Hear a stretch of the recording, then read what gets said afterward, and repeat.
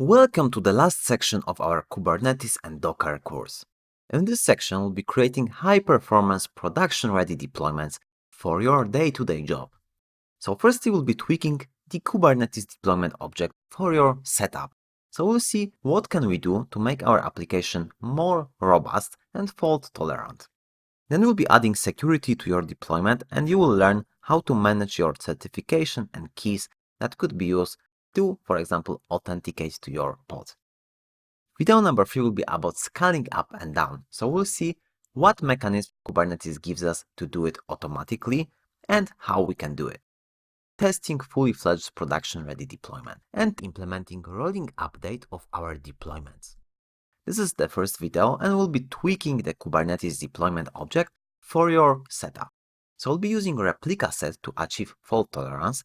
As you remember, I've mentioned that in one of the previous sections that there is different types of pods, not only pod, but of course Replica Set. We'll be leveraging Replica Set Kubernetes API and we'll create pods with multiple replicas. So firstly, let's answer a question, what Replica Set gives us. So it gives us three things. First thing is redundancy. So if you have more than one instances, you can still operate when one of them failed. So if you have multiple microservices instances, one can have failure, but still you can operate. Your application will work.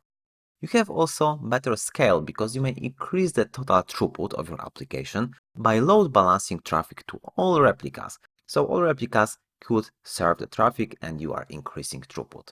Finally, you can introduce sharding.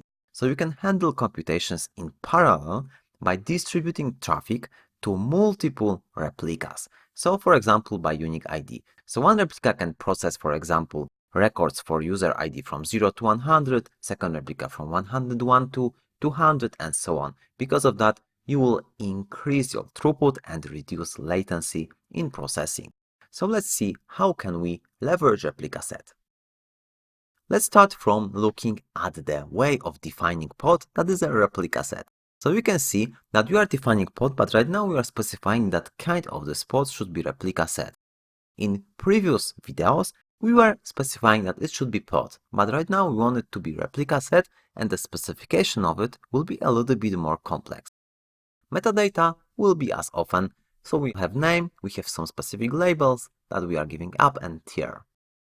Then we have a specification that has containers specification, but you can see that this is within it. So Replica Set is a superset on the pod. So underneath you will need to define your pod definition, but you can wrap it with a definition that is specific to Replica Set. So first and the foremost is replicas. So this is number of replicas that your deployment should have. When you will start your deployment using this specific YAML, the instance of the front-end microservice will be created 3 times.